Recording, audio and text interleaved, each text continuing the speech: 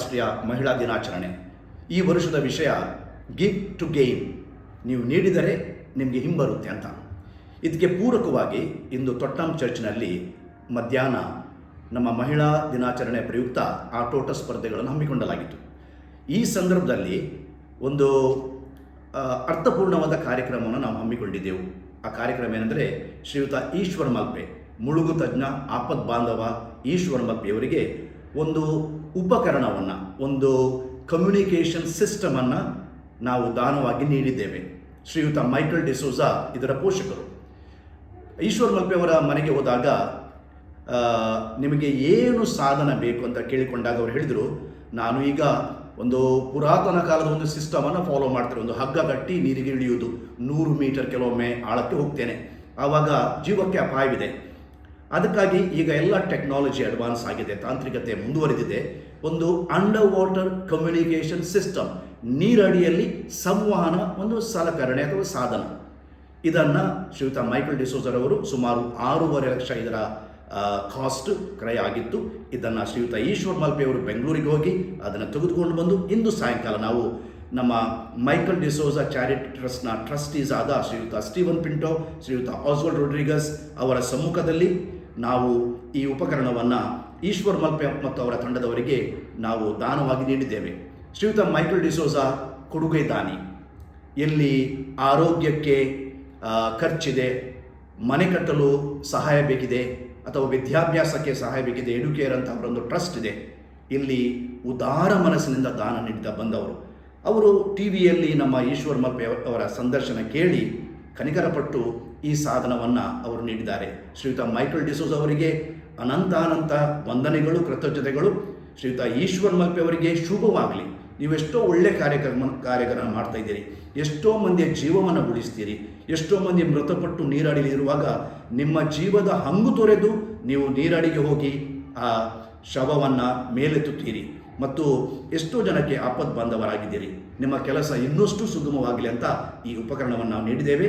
ದೇವರು ನಿಮ್ಮನ್ನು ಹರಸಲಿ, ನಿಮ್ಮ ತಂಡದವರನ್ನು ಹರಸಲಿ, ಶ್ರೀಯುತ ಮೈಕಲ್ ಡಿಸೋಜರ್ ಅವರಿಗೆ ಹರಸಲಿ ಅಂತ ನಾನು ಈ ಸಂದರ್ಭದಲ್ಲಿ ಪ್ರಾರ್ಥಿಸುತ್ತೇನೆ. ಅಲ್ಲಿ ನೀವೆಲ್ಲರೂ ಸಾಕ್ಷಿಭೂತರಾಗಿದ್ದೀರಿ. ಯಾಕೆಂದರೆ ಇವತ್ತು ನಮ್ಮ ಫಾದರ್ ಡೆನಿಸ್ ಅವರ ಒಂದು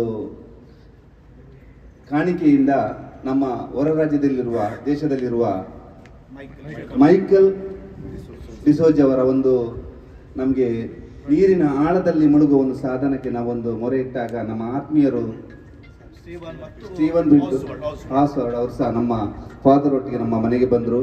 ಆ ವಿಷಯ ಕೇಳಿದಾಗ ಏನಂದರೆ, ನೀರ ಆಳದಲ್ಲಿ ಏನಾಗ್ತಂದ ಗೊತ್ತಿಲ್ಲ.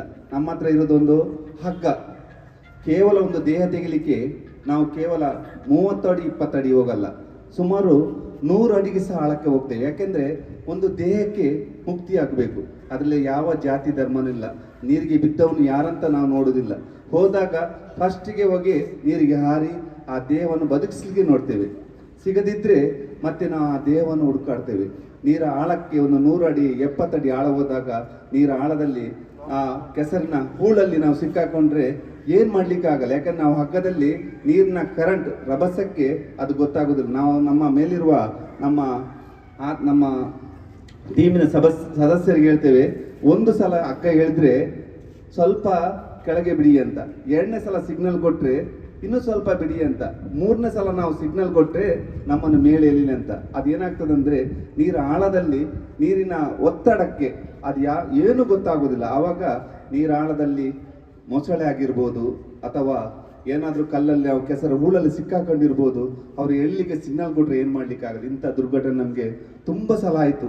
ಏನೇ ಇವತ್ತು ನಿಮ್ಮ ಮುಂದೆ ಮಾತಾಡ್ತೀನಿ ಅಂದರೆ ಇಲ್ಲಿ ಬಂದಿರುವ ಪ್ರತಿಯೊಬ್ಬರ ಆಶೀರ್ವಾದ ಫಲದೊಂದಿಗೆ ನಾವು ಬದುಕಿ ಬಂದಂತೆ ಹೇಳಲಿಕ್ಕೆ ಇಷ್ಟಪಡ್ತೀವಿ ಬಂಧುಗಳೇ. ಅದಕ್ಕೋಸ್ಕರ ಇವತ್ತು ನಾವು ನಮ್ಮ ಚರ್ಚಿನ ಫಾದರ್ ಅವರ